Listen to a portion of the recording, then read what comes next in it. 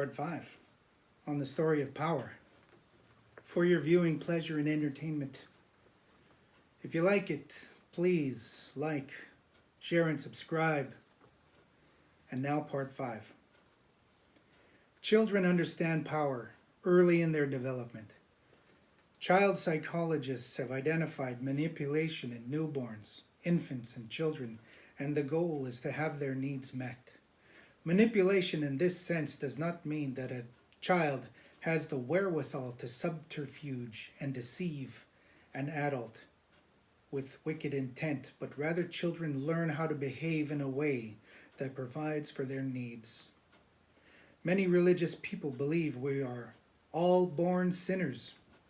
So many religious people might interpret these findings as reinforcement of their beliefs and suspect subterfuge and deceit in babies.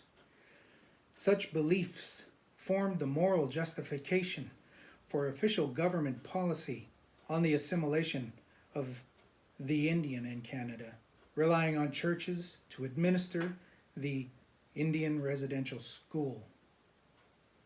It was believed that Indian people were pagan, barbarian savages that needed Christianizing, civilizing, assimilation through coercion, tutelage. And in this case, who is manipulating who? Manipulation, in the scientific sense, is a social benefit.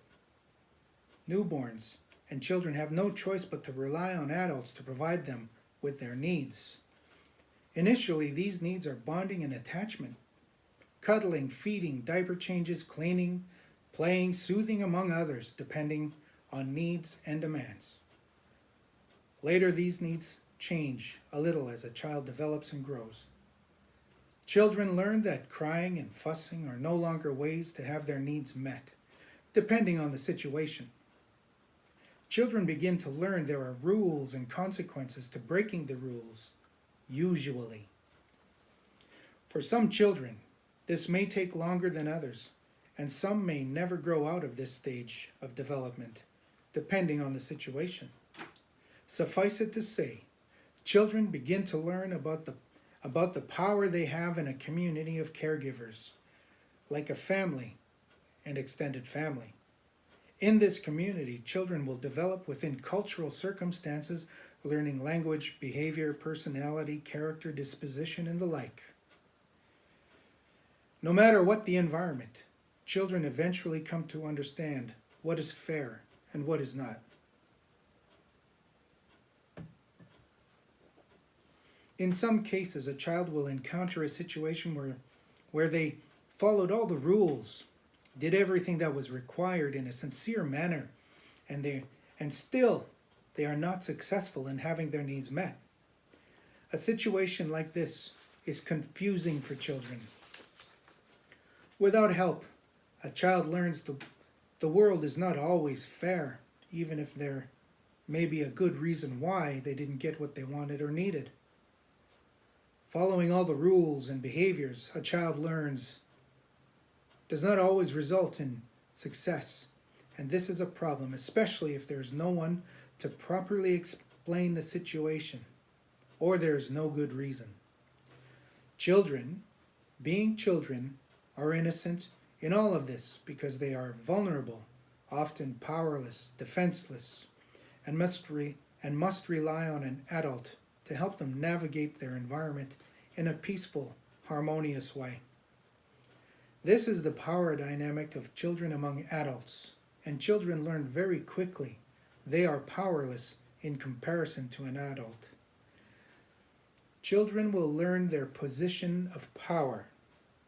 Sadly, there are situations where children are neglected and abused by adults, even as newborns and infants, and their needs are rarely, if ever, met, and this has serious consequences for the developing child. Happily, there are situations where children are rarely neglected and abused by adults, and this also has serious consequences. It is no mystery that children can tell what is fair and not fair, in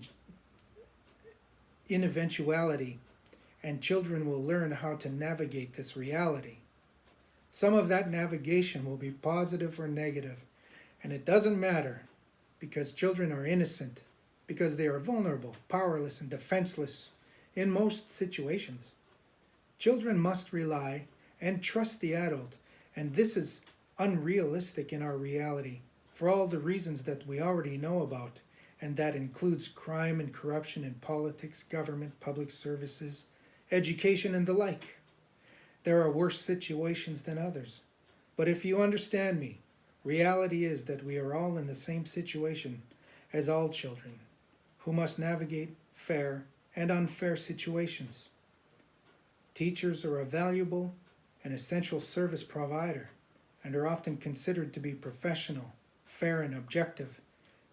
But to much of society, teachers are glorified and exemplified unrealistically. Teachers can do no wrong, in other words.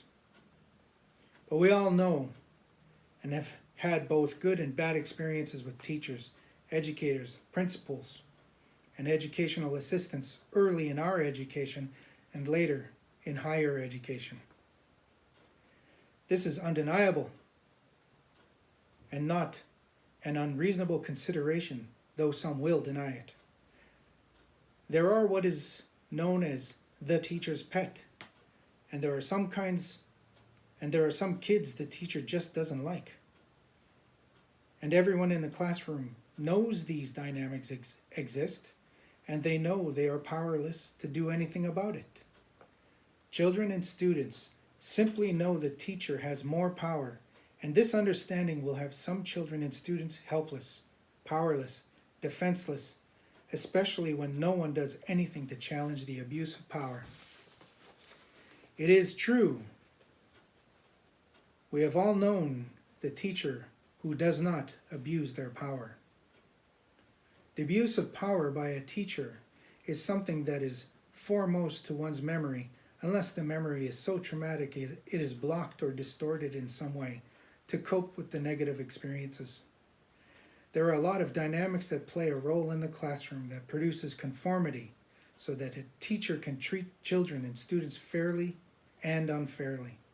But no one is fooled except the ones who are too afraid to face their reality and experiences, and they fool themselves because they never learned how to cope with abuse of power. In short, through repeated humiliation, disapproval by adults, caregivers, parents, social workers, police, children learn whether or not they are a 0 or a 1. Most have learned that they are a 0.